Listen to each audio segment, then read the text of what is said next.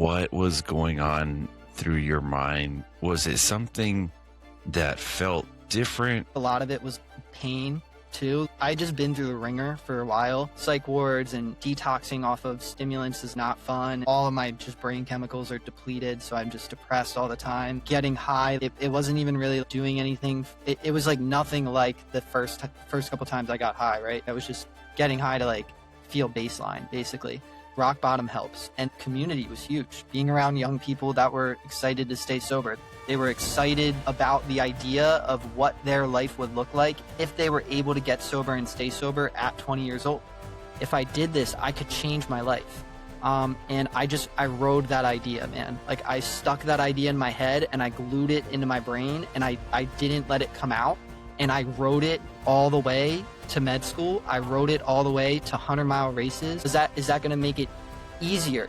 No, it's not going to be easier just because I know that it's still going to be incredibly difficult. You can't tell yourself, I still have 50 miles to go when you're 50 miles in.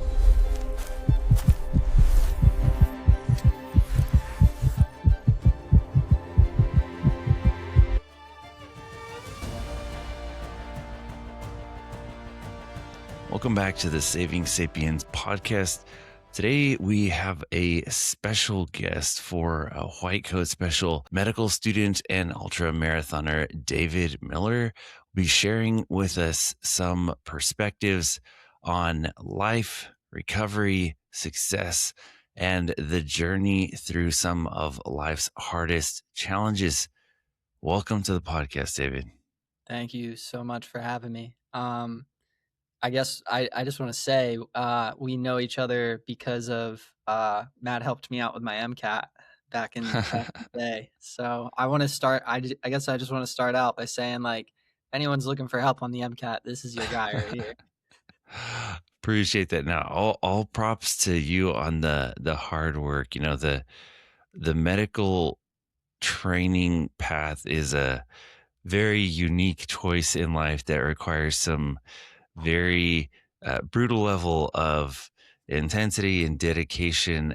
But I think as a person who's really transparent with their life experience and as a person who's a very accomplished ultra long distance runner, your perspectives on dedication and overcoming challenges brings something to the table that a lot of us could learn from. So can you give us a little bit of background?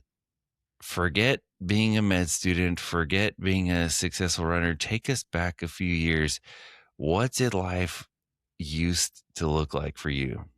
Yeah. So, I mean, family wise, like nothing like too crazy. My parents got divorced, so, maybe that affected me a little bit, but, we were never really like super financially stable, but at the same time, like I don't feel that I was like didn't have opportunities because anything was like in the way. I went to got the school that I needed to get, had all the opportunities in front of me, but kind of just was going through life with like a different kind of mindset, a lot different than the one I have now, and just was kind of like doing life just to kind of feel good, I think. And, addiction and stuff like that runs in my family. So you could argue that there was like maybe some genetic component, maybe like some experience of like seeing other people around me, like, indulge in things that aren't the healthiest, like alcohol, drug use.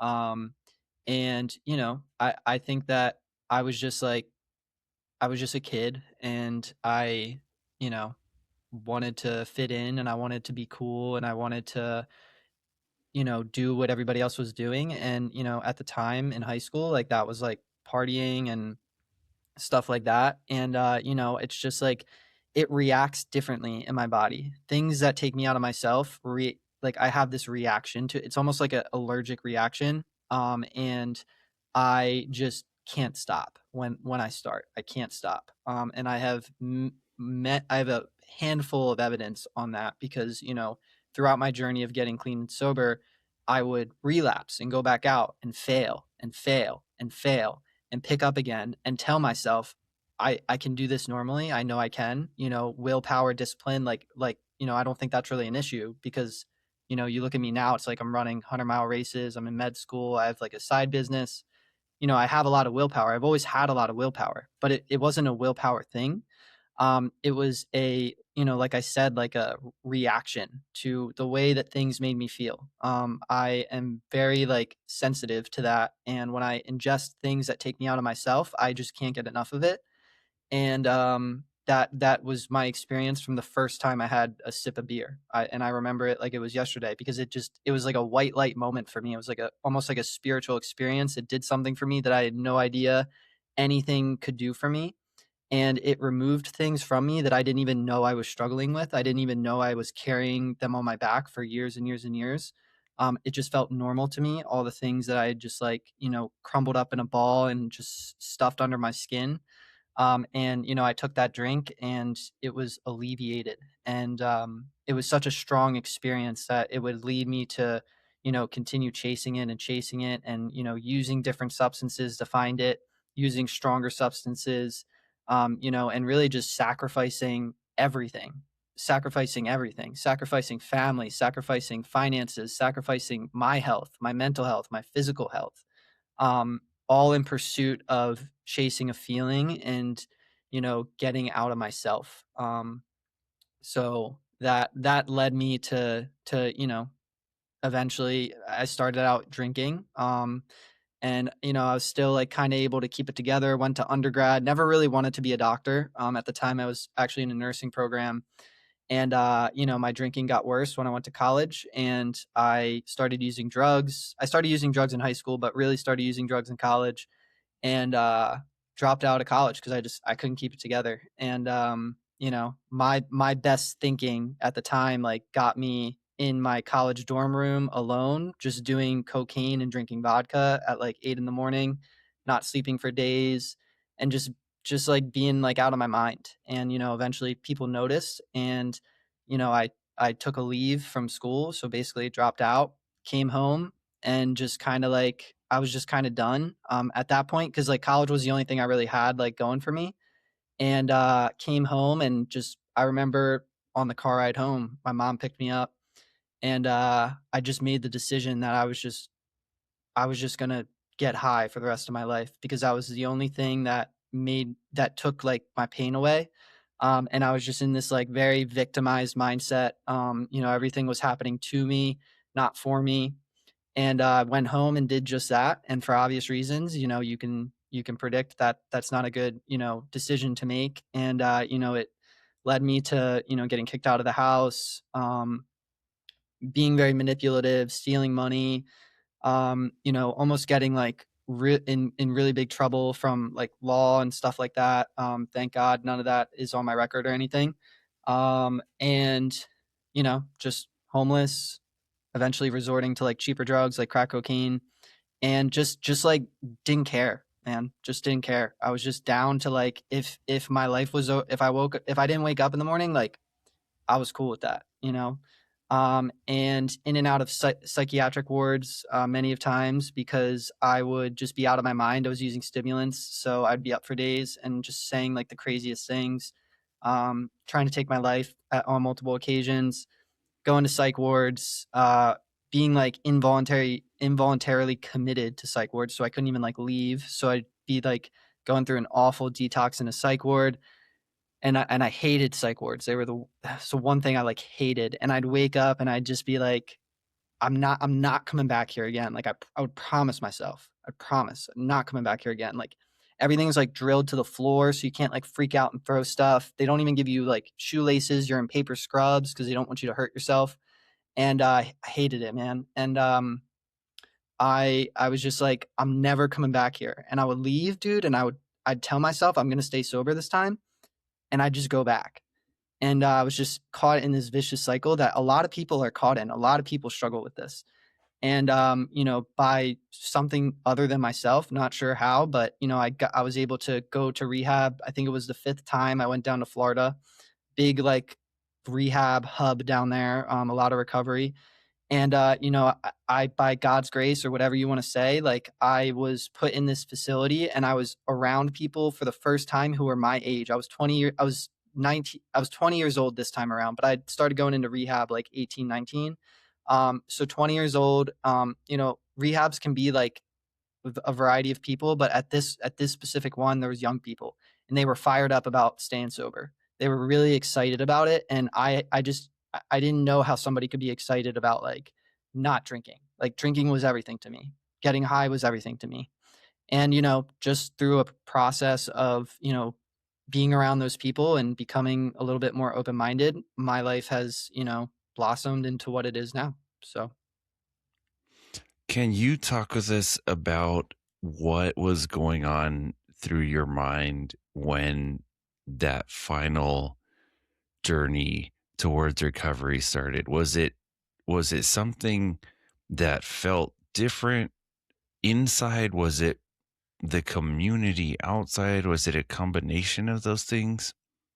yeah, I think it was a combination. I think a lot of it was like pain too. Like I just been through the ringer for a while. Like I talk about like psych wards and detoxing off of stimulants is like not fun, and all of my just brain chemicals are depleted, so I'm just like depressed all the time. Like getting high, like it wasn't even really like doing anything. It was like nothing like the first couple times I got high, right? Like I was just like getting high to like feel baseline basically. So, you know, I think there was a lot of pain involved in that, and I just so that helped. Like rock bottom helps. And then also community was huge. Being around young people that were excited to stay sober. They were excited to go to 12-step meetings. They were excited to go through the 12 steps. They were excited about the idea of what their life would look like if they were able to get sober and stay sober at 20 years old. What would my life look like? That's 10 years of sobriety by the time you're 30. You're still like 30 is still pretty young, and you have 10 years of just like raw sobriety experience by 30. Like what would my life look like if I was able to do that? And it was that thinking, that long-term out like kind of thinking, and that hope that like, if I did this, it would benefit me. If I did this, I could change my life.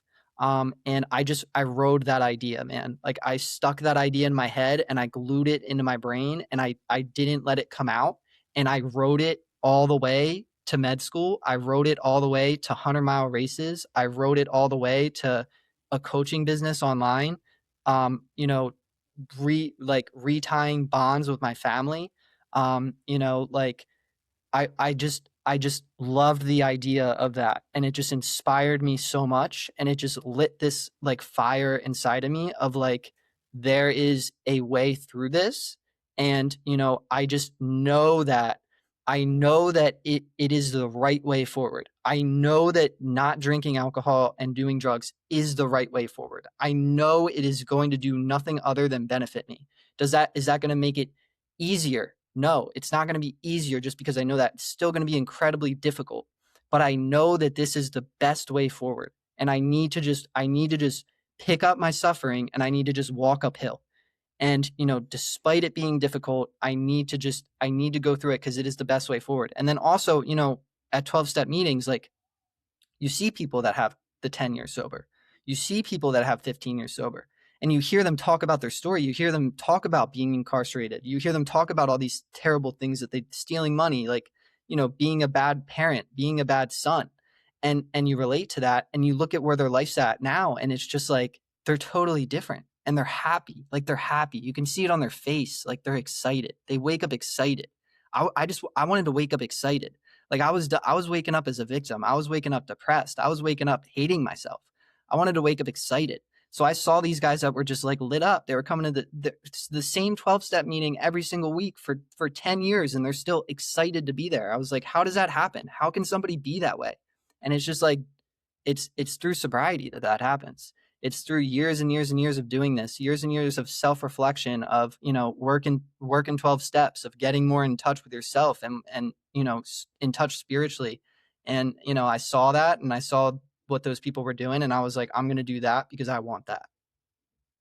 When you're 50, 60, 70 miles into a race, when you're on day something thousand of sobriety, do you see yourself running more towards a goal at the other side of the finish line, or do you see yourself running away from a situation that you don't want to be in, or is it both? That's a great question. So like I think that I think a big reason that I got into the ultras was because like it just it it correlates to the journey of recovery so well. Like it's just such like a daunting task, and it's just there's loneliness and pain, and you're tired, and you just like it just seems so long. Like you have to condense. You can't tell yourself I still have 50 miles to go when you're 50 miles in. Like you can't. You're going to quit. You're going to quit if you tell yourself that. You need to say I just need to do this next mile. I just need to do this next half mile. I just need to do these next 10 steps. You need to be so good at condensing things down and just ignoring like where you're trying to get to and just focusing, staying in the moment. Sobriety is the same way, like one day at a time, one day at a time. That's like the number one slogan in recovery, like one day at a time. So I learned that mindset in recovery before I started running ultra. So when I started running ultra, I was kind of like, that kind of put me like a little bit ahead, I felt like, because I already saw the benefit of that thinking. I had already developed that thinking. And then, that thinking, like, it's so correlational too outside of ultra, like med school, for example. Like med Hmm. school is just like that. Like it's like if you want Yeah. to do surgery, you got to do a 7-year residency. I can't walk into a 7-year residency and be like, I have 7 years of this. I need to tell myself, I just need to make it to the end of the day. I need to be in the moment. I need to appreciate, even if it's hard, I need to appreciate it. And then I'll wake up, I'll handle tomorrow when tomorrow comes. So, I think that to answer your question, I think it's like right now, I would say it serves as a reminder of, where I was. And, I think a big thing that I struggle with now is I don't want to get too like removed from that. I don't want to forget who I used to be, because that's a huge part of my journey. And that's, how I'm able to relate to a lot of people is because I walked through that pain. People, and I write a lot about that pain, and I post a lot about that pain because like it changed who I was. Like it changed my perspective, and pain is such a good teacher.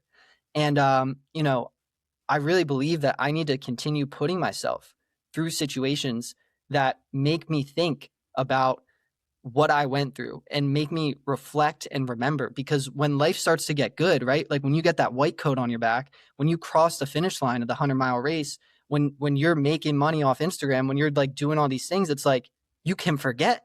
Like I can forget that I used to be the guy that was like in the 12-step meetings crying my eyes out looking at the guys that had 10 years. Like I'm never going to get there. That's not for me. Like that's not, I don't have that in me, So when I run the ultra, like I got one on Monday, when I run that ultra, I'm going to be the whole time I'm thinking about like where my life used to be. Cause that's my day one. My day one is pain.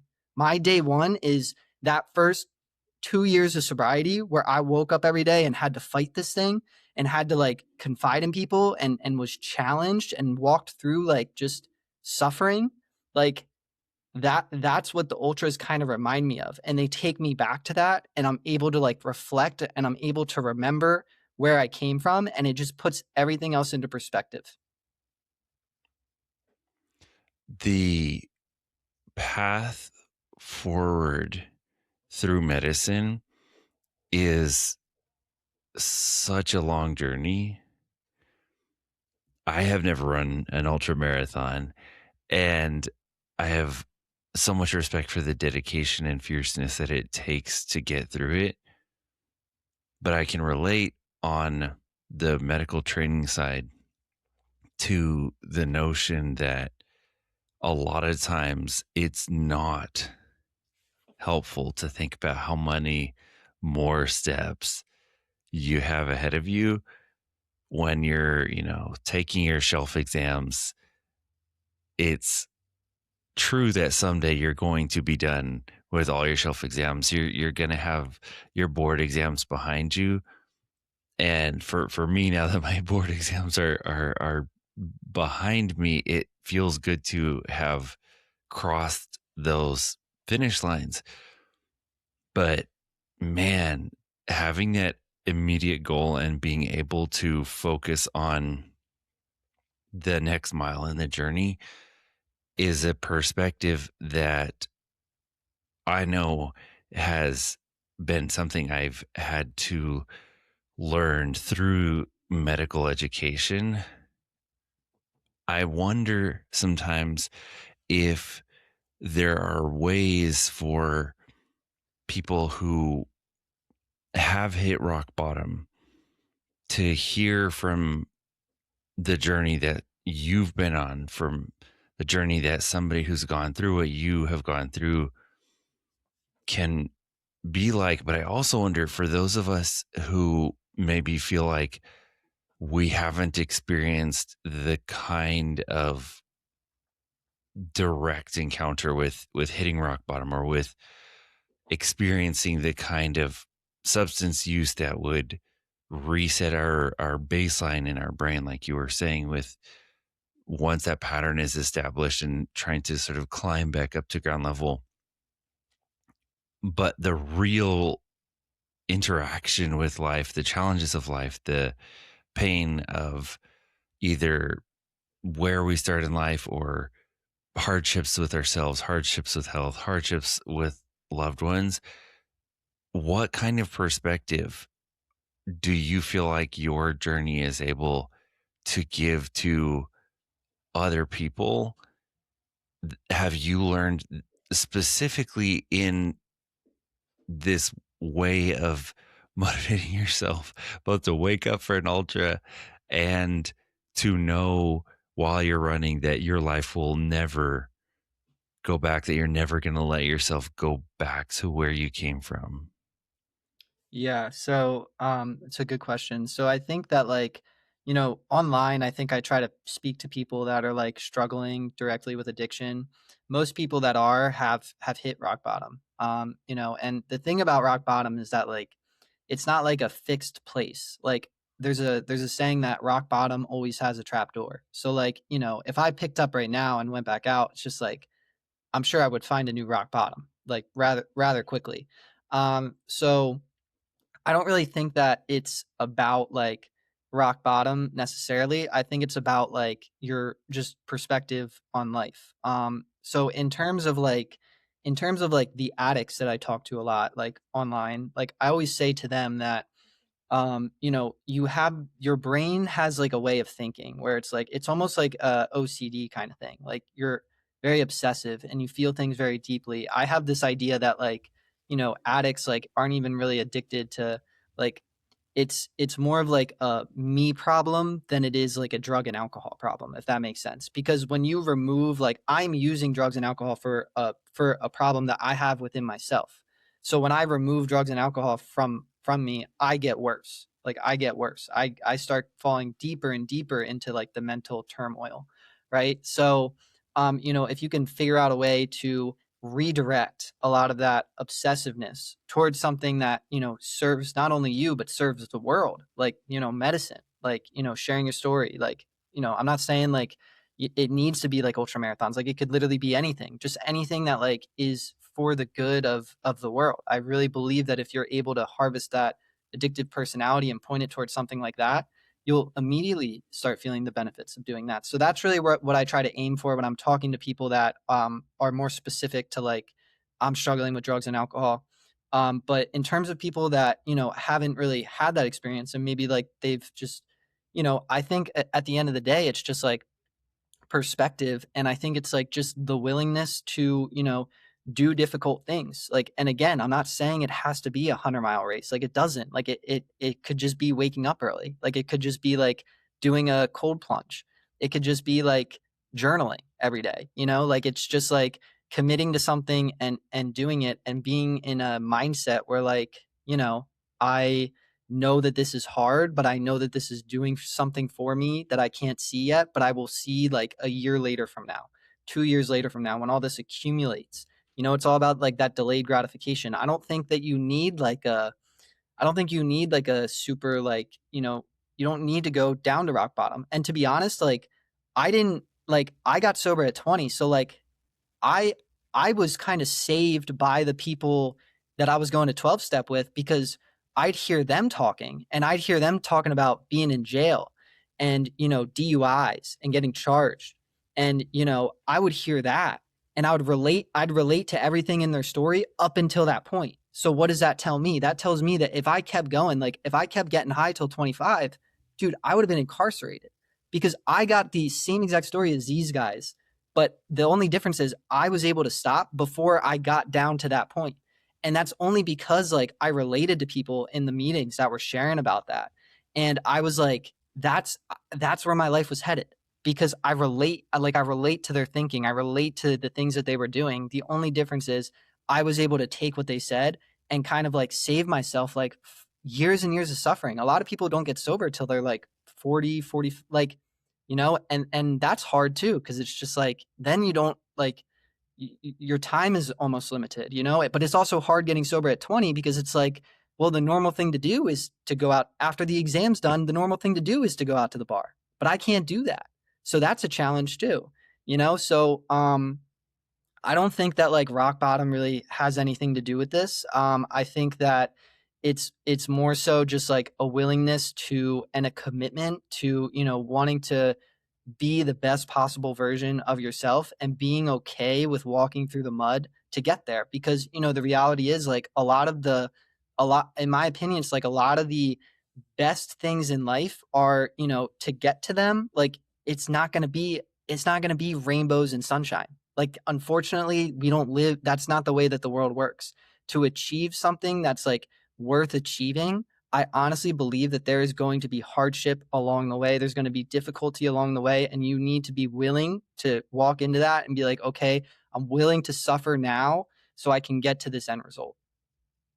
Talk with us a little bit about what a practical, real life sort of decision process looks like for you when, you know, the sort of popular culture, the peer culture, even, you know, not just with college party life, but now that you're in med school, everybody finishes a really, really wild exam, a really challenging exam, and wants to blow off some steam, and everybody's inviting you to the bar to have a drink. How do you navigate that? Talk with us about the reality of what that looks like on the ground. It's hard because, the reality is that it's so normalized and most people can do that. And I went through a period where I tried to do that for a while, and I was able to, like, when I went back to undergrad and kind of switched to pre-med, I wanted to be the guy that like went out to the party, could still have fun, could still you know talk to people and drink water, and was drinking water and like Red Bull and stuff like that. And I did that for a while, and I just like made the decision that I was just like wasting my time. Like it wasn't fun to me anymore. Like the only reason that, that was fun for me was, that I was able to escape myself. I was able to get out of myself. So once I realized that, and my sleep schedule was all messed up because I'm not drinking, but I'm staying up till 4 a.m, like trying to like live this life that I was living before, but just not like getting drunk. And I realized that, and I was just like, I'm done doing this. So from that point forward, I go to places like when I feel like I need to go. So like when I first came to med school and I needed to meet people, I would go out. I would drink a water, drink like a seltzer. Nobody can really tell. And I have friends in recovery that like they like doing stuff like that. But for me, like the reality is that I just, I do it when I need to. And after that, like I really don't have any interest in doing it. Not that it's like a bad thing to do, not that people shouldn't do it. It's just like for me, like in my past, I would rather be, at home, like building the social media. I would rather be at home building the business. I'd rather be meeting with a client, because for me, like going and out to the bar, like for other people, it's like socialization, it's like connection, it's all these things. For me, it's just standing in a bar drinking water. That's what it is for me. And I need to be like very aware of like my surroundings as if I do go, right? So I always drive if I go, because like if something comes up, and like I haven't had a desire to drink or use in years, but like if I'm feeling uncomfortable or something and I want to get out of there, I want to make sure I have a way out, so I drive. And I also have like a ton of people in the recovery community that on my phone that I could call and they'll pick up right away. And if I need to talk about something, then, they're willing to talk and hear me out. But it's also just like, I need to be like practical with who I surround myself with. And I need to, some people like just, they'll never really understand. And I need to be very intentional about the people that I have in my life. And to be honest, like a lot of people I have in my life aren't the kind of people that are going out to the bar. Like they're just not. Even if they finish a test, even if they finish a race, they're not doing that. Like, because like that's just not, it's just not it for them. Like they want more. And when they finish some achievement, it's not that they like don't celebrate. It's just like they don't celebrate by going out to the bar and getting drunk. They celebrate in different ways. And I think that that's I just relate a lot more to that. And I've gotten a lot of, there's more to take away for me doing that. And, so I surround myself with people that have the mindset of, yes, I finished the race. Yes, I finished the test. Yes, I, hit this amount in the business. Now let's go do it again. It's never like, let's go like, let's go out and like take some time off. It's never that. It's like, let's do it again. Let's go back. Let's do it better. Let's take it up a notch. That's what it is. So, yeah. Yeah, it's almost when you're on the building journey, whether you're building a business, whether you're getting a step closer to the longer white coat, the one that actually goes past your belt buckle. Yeah. The the knowledge that every single subsequent step that you take, you're adding another brick to this building is something that is a really good, really encouraging reminder that the effort that you're putting in for every single day is actually going to result in a structure that you can like stand on top of at the end of the day. The question I have for you is, as you start to stand on that ramp that you're building, that new life, that successful business, that another ultra down, that next week in med school, what drove your decision to talk in public and to be open about where you came from? Because mad respect if you're pulling off these feats and never looking back, or mad respect that you're looking back and openly talking about it. Either way, but it's definitely a heavy decision to decide to be open about where you're coming from. What Yeah. what drove that decision? Yeah, so that's a good question. I want to add something into the last one before I answer that, because I feel like you'll relate to this, because I know you do a lot of things behind the scenes with medicine too. Um, and like I think that like the reality is like for a lot of people, like there definitely are some superstars out there that can just like their productivity's through the roof. They can just do, a bunch of things, but like the reality for someone like me, right? Someone like me, like I got an 890 on my SAT when I was in high school, right? So that's like 10th percentile SAT, never been like a phenomenal student. Like, so, the reality of for somebody to like go from, that, like that back, and then like add the drug addiction on top of that to get to here, the reality of that is like, there's no going out to the bar in the club. There's none of that. There's no being around people that are, facilitating that kind of life. It's all about being around the right people. It's all about having this mindset of I have a dream and that is where I want to go, and my whole life needs to be built around that. That's the only way it's going to work. For somebody who is below average, for somebody who has big, ideas and truly wants something and has a desire to build something in this world, right? That's what it takes. Unfortunately, not everybody, not for everybody. There's students like, I sit in class with students that have been in AP classes since they were in kindergarten, and that's not their story. But for me, for somebody like me, that's what it takes. And people relate to that message that I put out on Instagram because, most of the world is that way. Like they don't have some special talent. They don't, I'm not some special snowflake. Like I just happened to get around the right people at the right time and got sober at 20 years old. And as a result, like of being intentional about my life and being intentional about who I let into my life and who I let close to me and the people that I surround myself with, this is the result. So it's possible. It's possible to get to where you want to go, even if you don't have like the special gene or whatever. Like it's possible, but it requires sacrifice. It requires being intentional. It requires saying no. Like people have a hard time saying no. Like I'm over that phase. I'm over that. Like somebody asked me to go to the bar. I'm like, no, bro. Like I don't do that. I'm fine with that. If they want to judge me or look at me a certain way, I don't want to be your friend anyway. That's the mindset that you have to have. And also the mindset you have to be in medical school, to be running a business and to be training and running ultra marathons.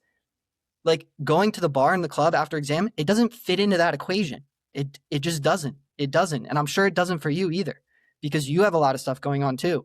So the reality is like, people look at that and they just think that like they can do that and they cannot sacrifice anything. But the difference is like you do need to sacrifice. You need to sacrifice. This isn't just handed out. Like this is earned. This is a mindset that's been developing for, 6-7 years, as I'm sure yours was the same way. And it's like, as a result of that, this is what happens. But it requires sacrifice and it requires hard work. It requires saying no.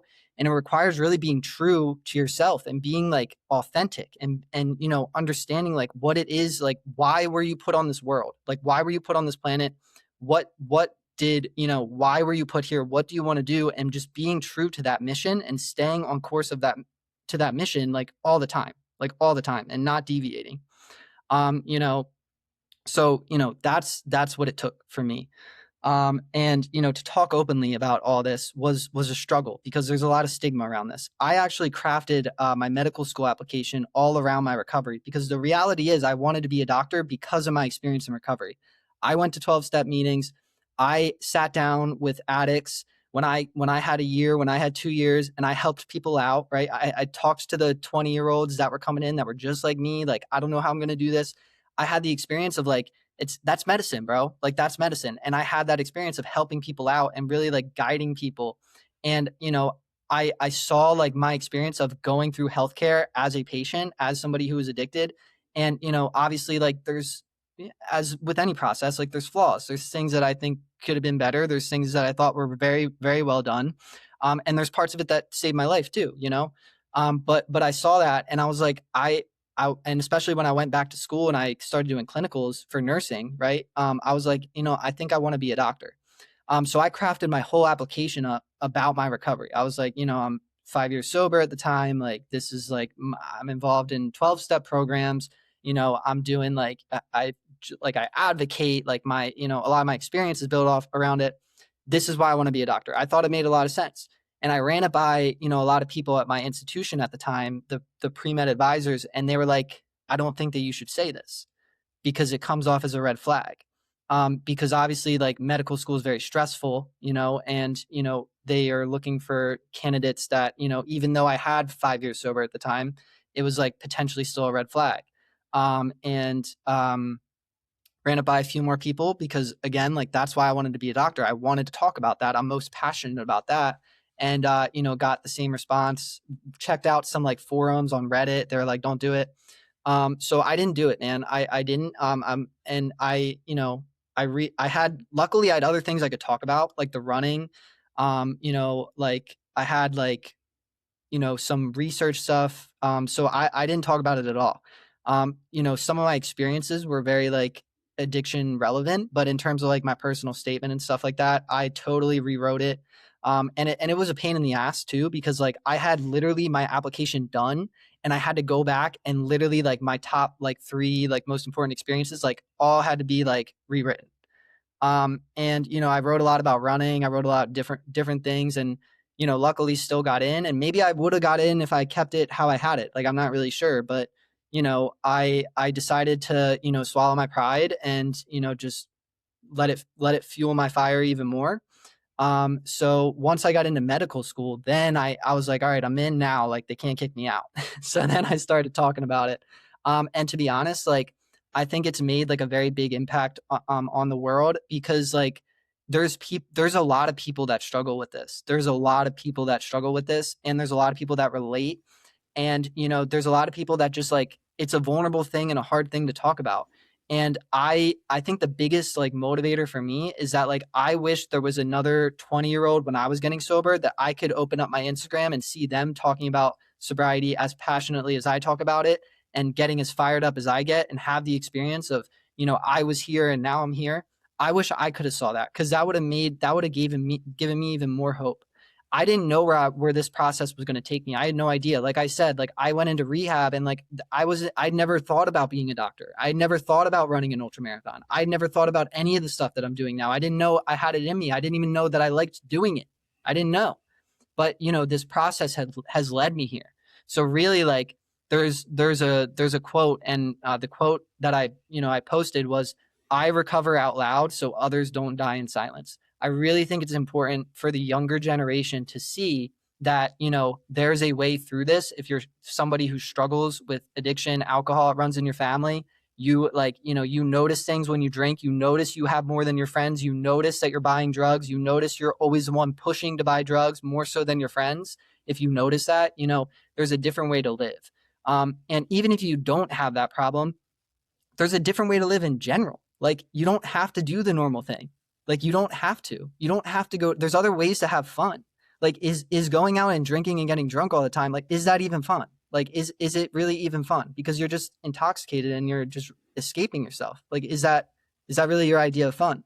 There's other things that you can do, and most importantly, there's other people that are on that level that you can be friends with, right? There's communities out there that are just like they're just over that. Like they don't want to put that in their body. They don't want to wake up on Sunday feeling groggy. And they don't want to lose the momentum that they've been building up since Monday and then just throw it all down the drain on Friday and Saturday and then like start from scratch on Monday again. Like they want to iterate. And I think that like my message like reaches a lot of those people too that don't even necessarily have a problem. They're just like, this is cool. Like I want to do an ultra. I want to try to be a physician assistant. I want to try to be in medical school and like learn. So it reaches even more than just like the addiction community, which is really cool as well. I think that this message is incredibly timely and relevant because young people are increasingly influenced by whatever short 5, 10, 15-second thing that flashes on their screen and gets their attention and gives them this tiny microdose of dopamine that keeps them hooked, that gets them coming back for another microdose of dopamine. And I heard a young person describing what it feels like, even simply with something like a screen time addiction, how they realize after they've been swiping their screen for hours at a time that it gave them this little rush each time they swiped. But then when they put the phone down, it hit them that they had burnt through this time and got nothing to show for it. And I think for me, the motivator with you know, every tired drive to clinicals or when I used to have a several hour long commute to pre-clinicals and get up at 3 a.m. and drive listening to lectures and then get there at 7:30 in the morning and power through lectures or anatomy lab or whatnot. And Nuts. you know that there's this like sometimes really rough experience, but that there is something to show for it at the end, that you did inch closer to your goal. And I think that the hardest thing to convey to people is that it may not feel exactly like that short-term dopamine hit, but there's a different kind of payoff when you train yourself to endure that next hard thing, that next, in some case, that next boring thing in order to be able to look back and be like, whoa, I actually built something. Like there's something to show for this. Mm. How do you transition from the mindset where you need that short-term dopamine rush and that mindset where there's a reward for chasing that deferred gratification? Experience, and like I said, like embracing the difficulty is the only way to get there. It's going to be the hardest thing, one of the hardest things you'll ever have to do, but it's such like a great it's a better payoff. Like I always say too, I've been sober 7 years, God willing, in April, but I'm still high, like 100%, and it's a much better high. Like it's better than anything I used to buy off the street when I cross the finish line or when I finish the test or whatever. Like even just waking up, like there's a it's the same payoff. Like it's a very similar lifestyle. It's very, very similar to the way I used to live. It's just delayed gratification instead of instant gratification. And the way to kind of shift your mindset is like, it's difficult, but again, you need to listen to people. You need to listen to people that are doing it. You need to take their advice, and you need to just like be okay with it sucking for a little bit. That's how you're going to get there. And until you start to have the experience where you can correlate, like, I sat through this suck, and, as a result, I wake up and I feel better now. Or, I was building the business and everybody was telling me it wasn't going to work. And, I had a bunch of other stuff going on, but I was going to do it anyway because I'm committed.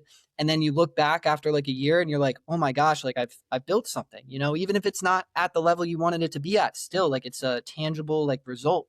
So the only way to really get there is to just like make that decision. You need to make that decision. Like I said, when I was going out, in undergrad, trying to be this person that I wasn't, like I made the decision. It wasn't serving me. So I sat down and I'm black and white, man. Like I was like, no, I'm done. Like straight up, I said that. I was like, I'm done doing this. I'm done. This is not helping me. This is not, I'm playing pretend. I'm playing pretend. Like I'm drinking water. I'm trying to act like I'm the same person I was. I'm different, bro. I'm a different guy now. Does not serve me. So I go on to the next thing. So making that decision, and this is proven. There's studies that the anterior cingulate cortex in your brain literally gets bigger. It literally gets bigger. The more hard things you do, the more you endure, that part of your brain gets bigger. So this isn't just like some theory stuff. Like this actually happens. Like if you can just continue to do the thing, like, and here's the thing too, like, like most of us, like we know what we should do. Like that's not the issue. It's never like, I don't know what my first move is. Like, like we know we should probably not hit snooze on the alarm, right? We know we should probably not like put things in our body that aren't the healthiest, right? We know that we probably shouldn't gossip. Like we know these things because they're associated with if you're introspective enough, they're associated with some level of guilt and shame after you do them. So we know what we need to do. It's just a matter of doing it. It's a matter of making the decision to, put yourself in a position where you're just like, I know this is hard and I don't care because I want the result that bad. That's how bad I want the result. I'm willing to run 100 miles to get the result. That's how bad I want it, and also, I think being around people that live that lifestyle too. If I try to get sober with a bunch of, my old buddies that are still drinking every weekend, no way, dude. I wouldn't even, I'd be in med school. No, not a shot, bro. Not a shot. I don't know where I'd be, but I wouldn't be here. So, like I said, like being intentional about who you have around you, having people that motivate you. When I was in undergrad, like my roommate was running 90 miles a week and I was always running like 80. Like he was always running more than me and he was busier than me. And that's who I had to look to. Like I was like, I want to be like him, I want to run 10 more miles a week. I want to have his schedule, so it's just like, because you're going to have days where you don't want to do it. You're going to have days where it's going to suck. It's going to feel impossible. The bed is going to feel so warm and comfortable, and outside like is going to feel so cold and so awful. And you're going to have to figure out a way to get through that. And a lot of the help that I've had with that is community, is being surrounded by people. I know my roommate's doing it. I know he's doing it right now. So I'm going to do it too. So community is big. And just like making that decision that like you want something better for yourself, like you want to if you want you need to do something to get different results than everybody else. Like you need to live a different kind of life. It doesn't just happen. Maybe to very select few people it happens, but for the majority of us, the unfortunate thing is that like you're going to need to live a very different lifestyle, and you're going to get different results if you can live that different lifestyle for an extended period of time and not give in on it, because there's going to be a lot of factors that people are trying to pull you back in or tell you it's not going to work, or you're too intense, you're too extreme, why don't you just have a beer? Like there's going to be all kinds of that, and you just need to be like, no man, like no, I trust myself, I trust what's gotten me here this far, and I refuse to go back to that. I refuse. Yeah, and when you're crossing that finish line on that 100th mile and someone's like, lucky you running that last mile, you're like, yeah, the luck of mile 1 and mile 2 and mile 3. And the every moment of the journey that only you get to actually live through. Yeah.